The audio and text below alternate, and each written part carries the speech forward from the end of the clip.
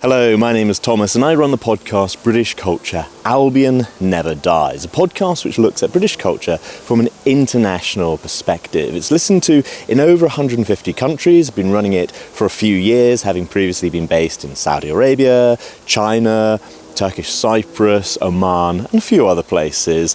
And I just asked the question, what is Britishness? And I've had answers from all over the world, especially when I talk about the Alphabet of Britishness. I very much welcome contributions, so if you have an idea for what A might stand for in the Alphabet of Britishness, feel free to comment down below. But in this video I thought I'd share the top 2 ideas that I've got, especially having done this research, as I say, with help from my friends all around the world. The first, naturally, as the podcast is called British Culture Albion Never Dies, is what is Albion?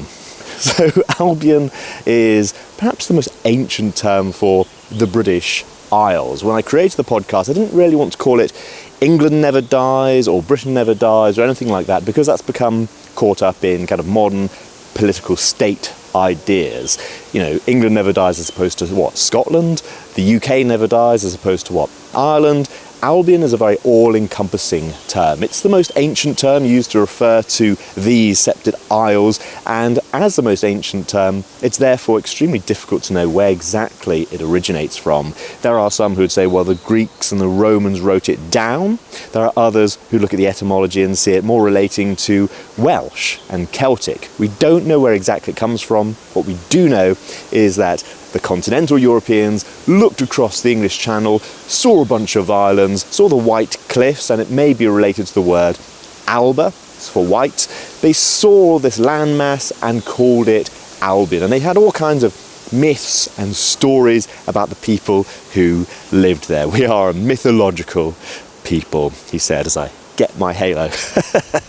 So, what does it really mean? The Victorians picked it up as a poetical idea for these islands, especially referring to, say, King Arthur and his mythological court. I like the term Albion because when I'm talking about British culture, I'm often looking at it from the perspective of people who've never been to Britain. Potentially, I'm the first British person they've met. That's happened quite a lot in my life. And yet they've got a really fixed idea about what Britain is. And it's often quite a romantic, a lovely idea, which comes from, say, our ideal of ourselves, an ideal that we put into films and television, stories, and we export all around the world. So it's a very optimistic view and it's a very aspirational view. So I really like this term, Albion, and that's why I have it as the name of my podcast, Albion Never Dies, because I'm really looking at what is the best of Britain. In this video, I'm really just looking at one idea of what is Britishness, what's unique about these islands, and I've hit upon the idea of autumn. So that's why I'm outside in the forest. You can see the leaves are turning brown. I wanted to record this before they're all brown and then all get swept away by high winds that are surely coming. Autumn, of course, exists all over the world. However, it is a season. However, where I lived in China, in southern China, it was subtropical. And so we didn't really have the leaves turning brown. We didn't have that onset of cold weather. It was very, very different. I lived in Turkish Cyprus for 7 years. Autumn exists there. It is a season. But again, it doesn't look like how we stereotypically imagine it in the Anglosphere. Even in an English-speaking country, the United States of America. My wife's from Southern California. I spent time in Southern California in autumn, and it looks nothing like this. So we have a fixed idea of what autumn looks like when we speak English. And often it doesn't relate to what non-native speakers imagine, right? So, autumn, this thing, again, it's not uniquely us English speakers who have autumn, it's all throughout Northern Europe. But we do have a number of very special festivals at autumn, festivals in its loosest term, because I'm going to include Remembrance Sundays. So on the 11th of November, we have special commemorations for the end of, really for the First World War. That's when we start doing it, and now we often include kind of both world wars and many subsequent conflicts as well. We remember our war dead. We remember that we owe our freedom to their sacrifice, and I made a number of videos on that, including just focusing on that, as well as on some of my own family history. So the 11th of November is a festival that you know is coming when autumn comes. Of course, we have the 5th of November, remember, the 5th of November, Gunpowder treason and plot, whichever version of the poem you have. Again, I've done lots of videos and podcasts on this, and it's a festival I've not seen outside the UK, even when I've been part of British communities overseas. I guess because it's a time when we light bonfires, set off fireworks, and living abroad, you often don't want to upset the community you're living in by doing that. We remember about 500 years ago, Guy Fawkes, who was actually from not far from where I am, Yorkshire.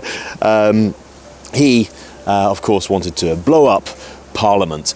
I think it's got a strange cultural cachet now, thanks to V for Vendetta, the movie, and then obviously it's adapted from Alan Moore's comic book, which kind of posits him as more of a kind of an anarchist or some kind of freedom fighter. Of course, Guy Fawkes in reality was neither of those things. He was a Catholic supremacist who wanted to eradicate our Protestant king and Parliament and replace it with a Catholic theocracy. So we remember him as the tyrant, and we celebrate often defeating him, securing our future as a Protestant country, but these days often there are some parts of the country where people just burn somebody they don't like in effigy. It's a very, very local festival, so some Brits don't do this. Some Brits just burn the guy, but some Brits, especially on the south coast, I've noticed, they will burn like a local hate figure.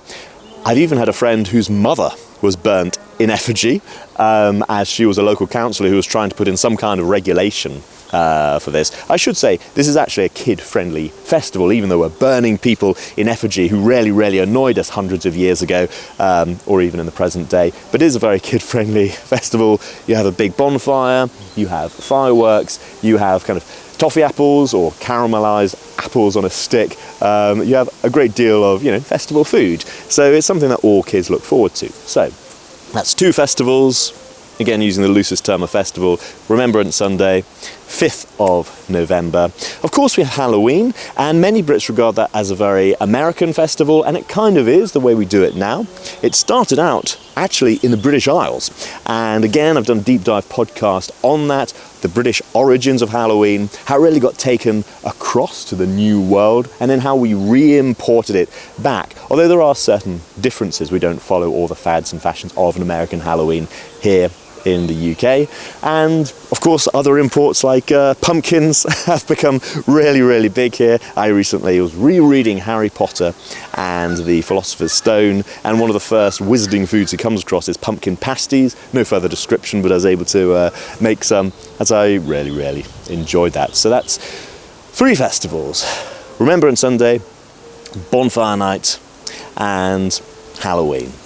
And I think that's probably enough to be getting on with. I could include Harvest Festival. Where it falls exactly does depend very much on where you live, so it could be late summer, early autumn. Again, very regional, so there's some people who were brought up in cities in the UK who genuinely never encountered Harvest Festival. I spent a lot of my time in rural England, and so therefore it's a big church festival as you give thanks for the harvest and perhaps give donations to the poor and needy at home or abroad. Again, very local festival. If you want more information on what is an Anglican church service, again, I've done a podcast on that. So there are some ideas about a very British autumn, quick overview of what Albion means, and those are my A's in the Alphabet of Britishness. So if you have ideas, again, do comment down below. I've done a whole series of podcast episodes, some long, some short, all throughout the alphabet. Feel free to contribute, as it's something I really enjoy returning to. Thank you very much for watching. My name is Thomas, and I hope you enjoy your autumn.